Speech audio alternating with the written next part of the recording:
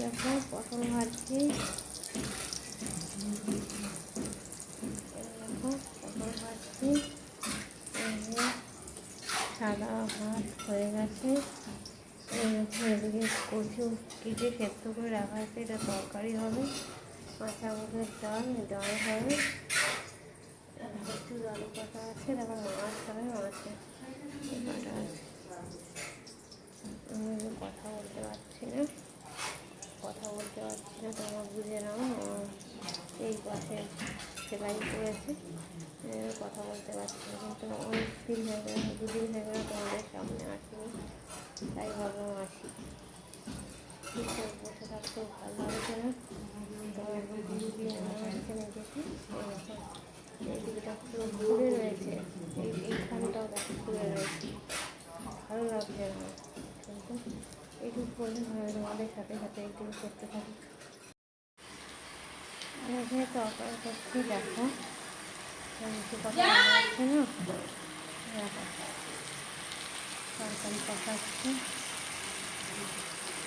কচুর তরকারি এসে নিয়ে কী করে ডাল সেদ্ধ করে রাখা আছে। পটল ভাজা হয়ে গেছে, আদা পিঠে রেখেছি, এরকম করে রেখেছি।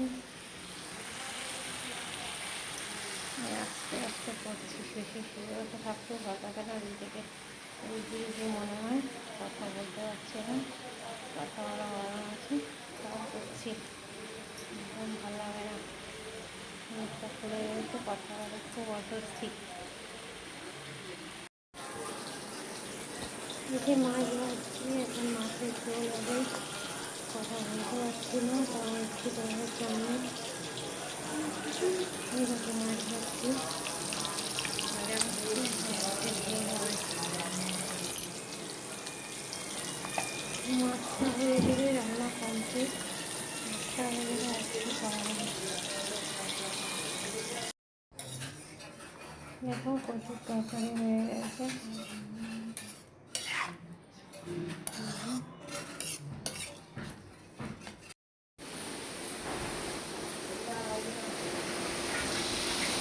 এরকম মাছটা করছি, মাছটা কথা হচ্ছে, মাছটা হয়ে গেলে হয়ে যায়।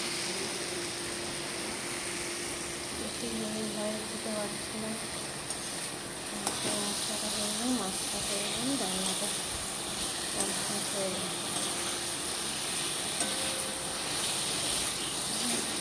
দেখো মাছ রান্না কেমন হয়েছে, তোমরা জানবে এবং কেমন লাগলো।